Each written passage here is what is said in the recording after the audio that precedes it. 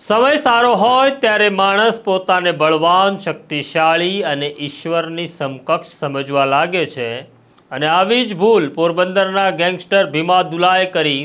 ભીમા દુલાએ પોરબંદરના એસપી ભગીરથસિંહ જાડેજાને સંદેશો મોકલ્યો કે સાહેબ આ કેસમાં પડતા નહીં, અને પછી એસપી જાડેજા મેદાનમાં આવે છે.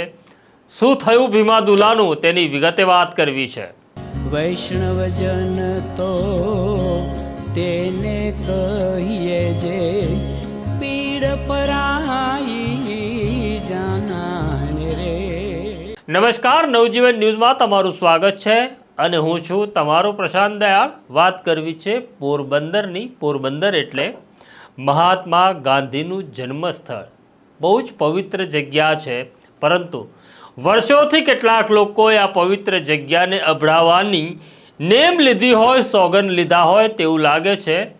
જ્યાં ગાંધીએ અહિંસાની વાત કરી એ જ પોરબંદર એક એવા યુગમાંથી પણ પસાર થયું જ્યાં હિંસા સિવાય કંઈ નહોતું.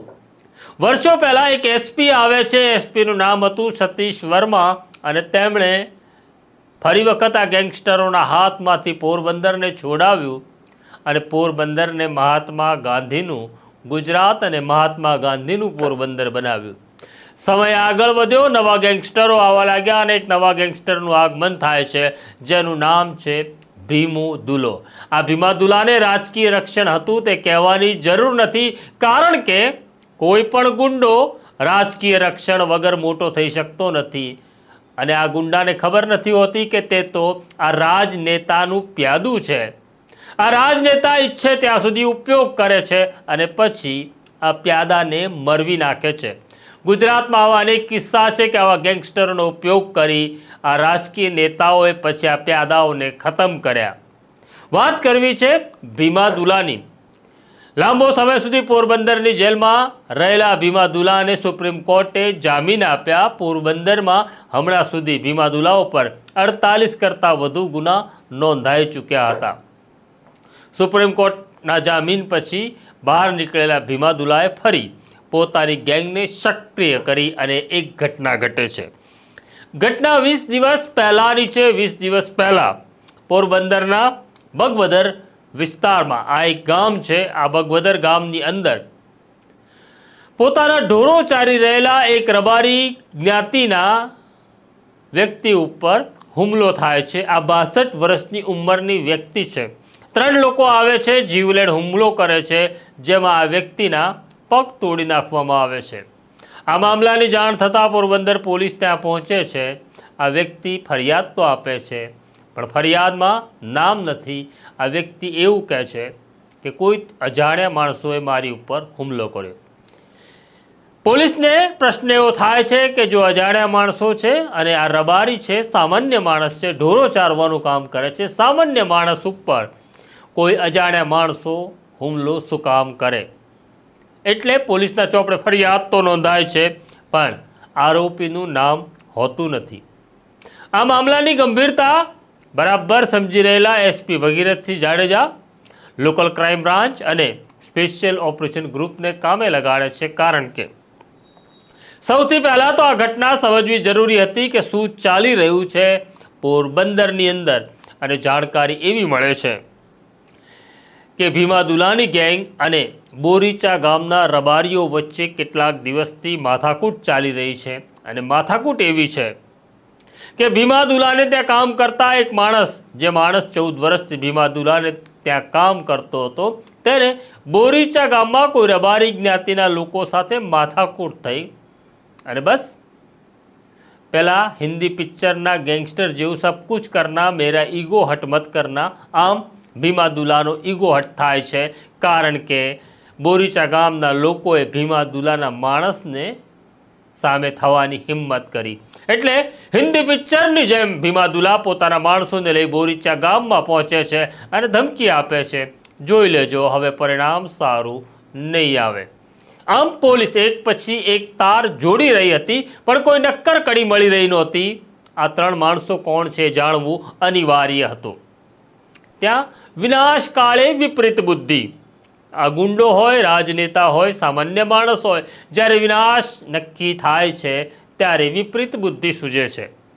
પોલીસ આ બગવદર ગામમાં બનેલી ઘટનાની તપાસ કરી રહી હતી ત્યારે પોતાની તાકાત પર મુસ્તાક રહેલા ભીમા દુલાએ એસપી ભગીરથસિંહ જાડેજાને એક સંદેશો કહેવડાવ્યો અને કહ્યું, બસ આ કેસમાં આગળ વધવાની જરૂર નથી. એસપી ભગીરથસિંહ જાડેજાને જે શંકા હતી તે સાચી ઠરે છે કે આખી ઘટનાની પાછળ ભીમો દુલો જ છે, જેણે જ આ ખેડૂત ઉપર, આ રબારી ઉપર હુમલો કરાવ્યો છે. આટલી કડી મળતા હવે ભીમા દુલા સાથે કોણ કોણ સંકળાયેલા છે, ગેંગમાં કોણ કોણ છે, તેની તપાસનો દોર શરૂ થાય છે અને પોરબંદર પોલીસને સફળતા મળે છે. જે 3 માણસોએ આ રબારી ઉપર હુમલો કર્યો હતો એમાંથી 2ને ઝડપી લાવવામાં આવે છે.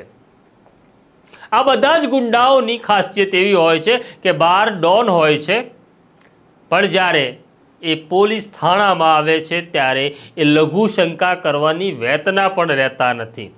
પોલીસ સ્ટેશનમાં આવતા જ તેમણે કબૂલ્યું કે હા, અમારા રાજકીય પપ્પા ભીમા દુલા છે. બસ આ જ નિવેદન બહુ અગત્યનું હતું. એટલે એસપી ભગીરથસિંહ જાડેજા પોતાના ફોર્સને તૈયાર કરે છે અને જાણકારી મળે છે કે પોરબંદરના આદિત્યાણામાં અત્યારે ભીમો દુલો છે, જ્યાં તેનું ઘર છે. ઘર તો નથી, મહેલ જેવું આલિશાન ફાર્મ હાઉસ છે. ત્યાં એસપી ભગીરથસિંહ જાડેજા ફોર્સ સાથે પહોંચે છે. ત્યાં ભીમો દુલો તો મળે છે, પણ પોલીસને બીજું ઘણું બધું મળે છે. પોલીસને મળે છે ત્યાંથી 4 ઘાતક હથિયાર એટલે કે ફાયર આર્મ્સ, જેમાં રિવોલ્વર છે, પિસ્ટલ છે, 12 બોરની બંદૂકો છે. ત્યાંથી મળે છે ધારિયાઓનો જથ્થો, ત્યાંથી મળે છે તલવારોનો જથ્થો, ત્યાંથી મળે છે કુહાડીઓ અને ત્યાંથી મળે છે 91 લાખ રૂપિયા રોકડા. અને જે ત્રીજો માણસ હતો એ પણ ત્યાંથી મળે છે. આમ બગવદરમાં હુમલો કરનાર 3 તો પકડાય છે, સાથે ભીમા દુલાને આ જંગી હથિયારો સાથે અને 91 લાખ રોકડ સાથે પોરબંદરના એસપી ભગીરથસિંહ જાડેજા ઝડપી પાડે છે. આમ ભગીરથસિંહ જાડેજાને સંદેશો આપનાર ભીમા દુલાને ખ્યાલ આવી ગયો કે સમય સમયનું કામ કરતો હોય છે. કોઈ બળવાન હોતું નથી, કોઈ નબળું હોતું નથી. જ્યારે સમય સારો હોય ત્યારે માણસે પોતાની જાતને સાચવી લેવાની હોય છે, કારણ કે જેમ ખરાબ સમય લાંબો ચાલતો નથી તેમ સારો સમય પણ સારો ચાલતો નથી. બસ સરકાર પાસે એટલી જ અપેક્ષા છે, અમારા ગાંધીના પોરબંદરને સલામત રાખજો. ત્યાં કોઈ દિવસ કોઈ પણ ગુંડો માથું ઉચકી મારા ગાંધીની આન અને બાનને બદનામ ન કરે તેનું ધ્યાન રાખવાનું કામ ગુજરાત સરકારનું છે. છતાં અમે પોરબંદરના એસપી ભગીરથસિંહ જાડેજા અને પોરબંદર પોલીસને સલામ કરીએ છીએ કે ગેંગસ્ટર ભીમા દુલાને ફરી પકડવાની હિંમત તમે કરી છે. આ સ્ટોરી તમને કેવી લાગી કોમેન્ટ બોક્સમાં જરૂરથી અમને લખજો, કારણ કે તમારો મત જાણવો એટલો જ અમારા માટે જરૂરી છે. અત્યારે મને અને મારા સાથી જયંતને રજા આપો તે પહેલાં અમારી કાયમી એક વિનંતી છે કે બેલ આઇકોન તો દબાવો. નમસ્કાર. વૈષ્ણવજન તો તેને કહીએ જે પીડ પરાઈ.